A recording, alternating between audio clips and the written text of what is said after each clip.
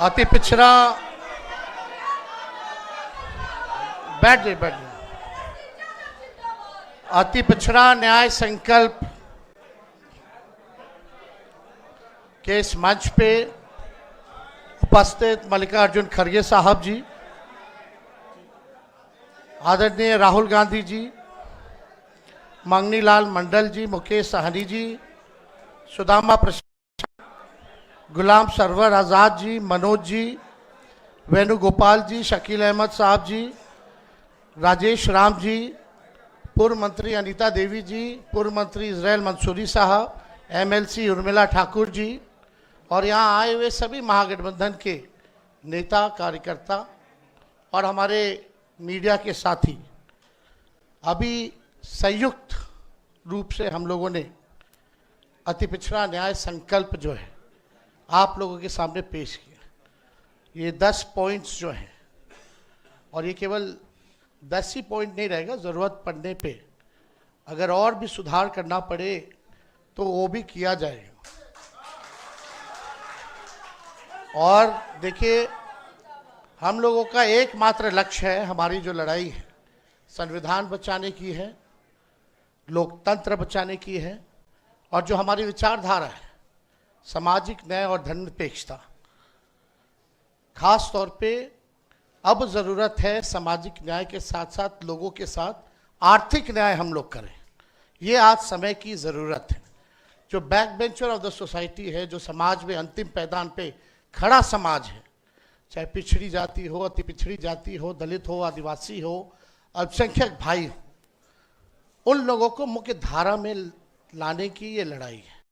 और जब तक उन लोगों को मुख्य धारा में हम लोग ला नहीं देते, कर्पूरी जी का, लोहिया जी का जब तक सपना हम लोग पूरा नहीं करेंगे तब तक हम लोग चैन से बैठने वाले नहीं। आप देखिएगा, सबसे पहले कर्पूरी ठाकुर जी ने समाज को जो है आरक्षण दिया 12%। उसके बाद लालू जी जब मुख्यमंत्री बने तो उन्होंने 15% किया। जब राबड़ी देवी जी मुख्यमंत्री बनी तो 18% किया गया। और जब हम लोगों की महागठबंधन की सरकार बनी 17 महीने तो उसको 24% हम लोगों ने किया। ये सत्ता में जो लोग बैठे हैं अभी, जो लोग कर्पूरी जी को गालियां देते थे, आज ये सामाजिक न्याय और आप लोगों की ताकत है कि जो गाली देने वाले भी लोग हैं उनको भारत रत्न देना पड़ रहा है। और आप सब लोग जानते हैं, शुरू से ही हम लोगों ने मांग उठाई थी। प्रधानमंत्री नरेंद्र मोदी जी आए थे विधानसभा, उस मंच से हमने प्रधानमंत्री जी के सामने मांगा था कि कर्पूरी जी को भारत रत्न दिया जाए। उस समय तो उन्होंने कोई वादा नहीं किया, लेकिन जब लड़ाई हम लोगों ने छेड़ा तब जो है उनको देना पड़ा। तो ये सामाजिक न्याय की ताकत है। उस समय 17 महीने हम लोगों की सरकार थी। जो हम लोगों ने आरक्षण जो बढ़ाया 65%, 10% EWS यानी 75%, उस समय भी हम लोग बढ़ाने के बाद केंद्र सरकार को कैबिनेट से हम लोगों ने एक प्रस्ताव भेजा। जैसे तमिलनाडु में शेड्यूल 9 में है, अनुसूची 9 में, उसी हिसाब से बिहार में जो हम लोगों ने आरक्षण बढ़ाया है उसको अनुसूची 9 में जो है आप लोग डालने का काम कीजिए।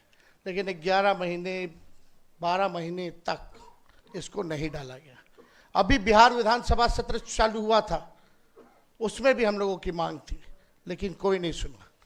हम ये कहना चाहते हैं कि हम लोगों का जो विजन है, कितने अति पिछड़ा समाज के लोग जो है पॉलिसी मेकिंग में है, कितने दलित समाज के लोग जो है डिसीजन मेकिंग में है, या जो भी एनडीए में जितने मंत्री हैं वो समाज के सबसे बड़े दुश्मनों के केवल अपने लाभ के लिए काम कर रहे हैं, व्यक्तिगत रूप के लिए कर रहे हैं, समाज के लिए नहीं कर रहे हैं। और कितने लोग आप देखते होंगे, जो नीतीश जी का जो भूजा पार्टी होता है शाम में, जिसमें वो डिसीजन लेते हैं कोई चीज की, कितना पिछड़ा अति पिछड़ा दलित बैठा रहता है, कितना अल्पसंख्यक बैठा रहता है। कौन लोग हैं वो जो बैठे रहते हैं? वही आरक्षण विरोधी। ये आरक्षण विरोधी नहीं, हम तो कहते हैं ये लोग आरक्षण चोर है। भाजपा ये आरक्षण चोर है, चोरी कर रही है आरक्षण। लाखों के तादाद में नौकरियां मिल रही है, नुकसान किसको हो रहा है? क्योंकि जो हम लोगों ने महागठबंधन ने जो आरक्षण बढ़ाया उसका लाभ अभी किसी को नहीं मिल रहा, फेंक दिया गया है कूड़ेदान में। ये लोगों ने खत्म कर दिया, चोरी कर लिया आरक्षण की, भाजपा के लोगों ने। ये लोग जो लोग बैठे हैं, ये लोग सब समाज के दुश्मन हैं। हम लोगों ने आज तक अपने विचारधारा से समझौता नहीं किया, ना आगे करेंगे। मजबूती के साथ जो है लड़ाई लड़ने का काम करेंगे। और आप कितना आरक्षण, कितना मंडल कमीशन भी लागू हुआ, केवल 5% जो है इंप्लीमेंट हुआ, बाकी का क्यों नहीं हुआ? तो हम तो कहेंगे ये 10 सूत्री तो होगा ही होगा। मंडल कमीशन की जितने सिफारिशें हैं सरकार बनने पे, उसको भी हम लोग लागू करेंगे। और ज़्यादा कुछ हम नहीं कहेंगे, लेकिन एक बात आप लोग जानते ही, ये सरकार जो है नकलची सरकार है, नकल करने में माहिर है। अपने यहाँ इनके पास कोई विजन नहीं है।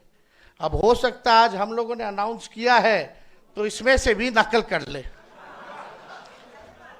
हम लोगों ने बोला पेंशन की बात, बिजली की बात, महिलाओं की बात, माई बहन मान योजना की बात, कर रहा है कि नहीं कर रहा है नकल? तो ये लोग, विजन हम लोगों के पास है, वो लोग तो विजनलेस लोग हैं। अब लोग कह रहे हैं भाई 2005 से 25 बहुत हुए नीतीश, अब जो है बिहार को जो आगे लेकर के जाने का काम करे। ठीक,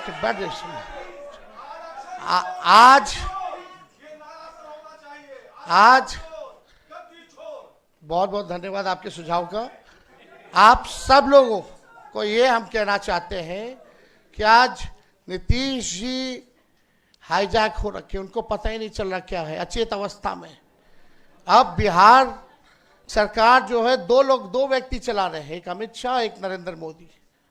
और असली लड़ाई वो अधिकारियों से हम लोगों की है जो भ्रष्ट अधिकारी हैं, जिनका बहुत बड़ा रैकेट है, जो नीतीश कुमार जी के चेहरे को इस्तेमाल कर रहे हैं और बिहार की तिजोरी को खाली करके अपना तिजोरी भरने का काम कर रहे हैं। जो भ्रष्ट अधिकारी हैं, जो आरक्षण विरोधी लोग हैं, जो आरक्षण को चाहते हैं कुछ चंद अधिकारी कि किसी भी कीमत पे बिहार में आरक्षण लागू ना हो, पिछड़ों का, गरीबों का, अल्पसंख्यकों का, अति पिछड़े आदिवासियों का उत्थान ना हो, वो लोगों को हम लोग चिन्हित किए हुए हैं। और सरकार बनेगी तो कार्रवाई होगी।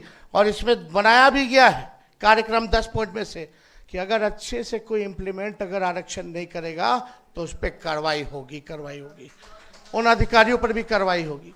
तो हम सब लोग जान रहे हैं, हम लोग किसी का विरोध नहीं करते। बिहार में 14 करोड़ आबादी है, 14 करोड़ आबादी सब हम लोगों के लिए बराबर है। हम लोग बस वही चाहते हैं जिनको मान सम्मान नहीं मिल रहा, जो आगे नहीं बढ़ पा रहा, जो व्यक्ति, जो भाई हमारा, उसको हम लोग जो है सम्मान दे और आगे बढ़ाने का काम करें। किसी का विरोध हम लोग नहीं करेंगे और ना करते हैं। हम लोग ऐसा देश चाहते हैं, ऐसा प्रदेश चाहते हैं जहां अमन चैन का वातावरण बने, सबको इक्वल भागीदारी का मौका मिले और सम्मान मिले, और सबके साथ जो है आर्थिक न्याय हो, गरीबी हमारे बिहार से खत्म हो। ये हम लोग जो है चाहते हैं, एक सुनहरा बिहार हम लोग बनाने का काम करना चाहते हैं। आप यूपी में देख